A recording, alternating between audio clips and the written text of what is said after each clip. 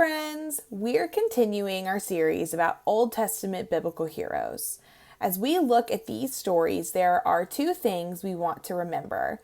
The first being that these heroes are not perfect or extraordinary people.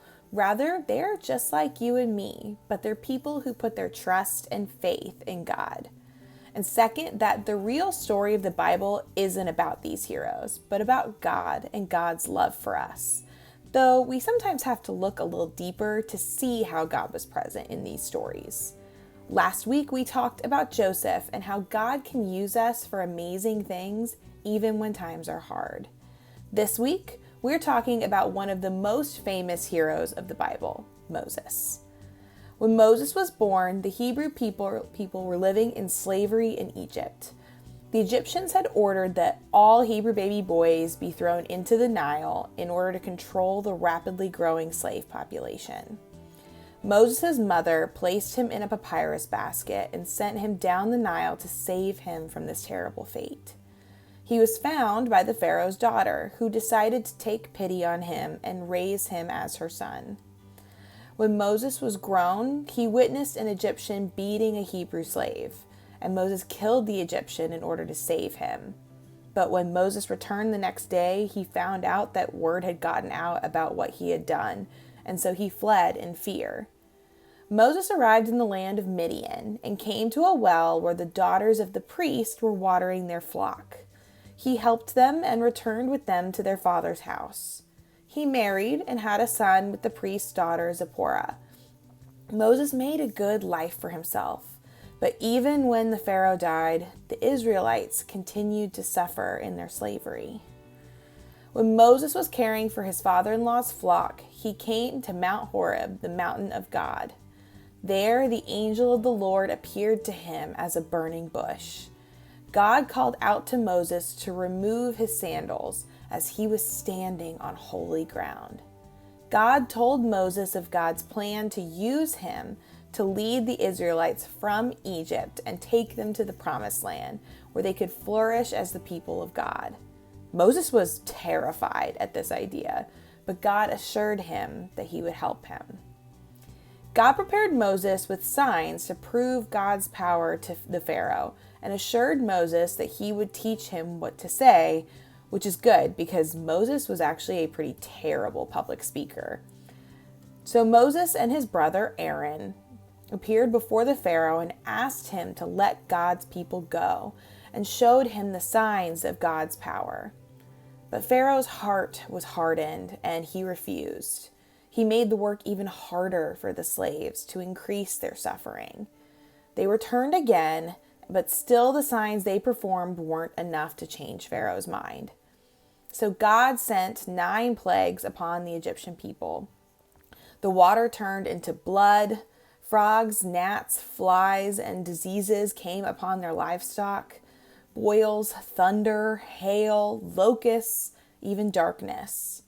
Each time they pleaded with Pharaoh to let the Israelites go, and each time Pharaoh refused. So God sent the final and worst plague, the death of the firstborn. This final plague convinced Pharaoh to let the slaves go free, and so they journeyed out of Egypt. But Pharaoh decided to pursue the Hebrews as they fled. He took his army and followed them to the Red Sea.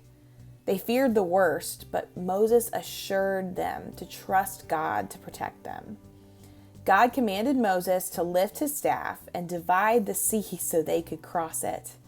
The Egyptians followed them, but once all of God's people had crossed over, God brought the seas back together again, destroying Pharaoh and all of his army. Free from the grip of the Egyptians, they began to travel to the promised land. The people were hungry and started running out of food, and so Moses spoke to God, and God rained manna from heaven to feed them. Moses instructed the people to take what they needed and no more, and so everyone ended up with exactly what they needed to feel good. An army came to attack the Israelites, but God led them to victory. And on the advice of his father-in-law, Moses established a system of judges to handle the cares of the people so that he could oversee these decisions. They then reached Mount Sinai, and Moses went up to speak to God.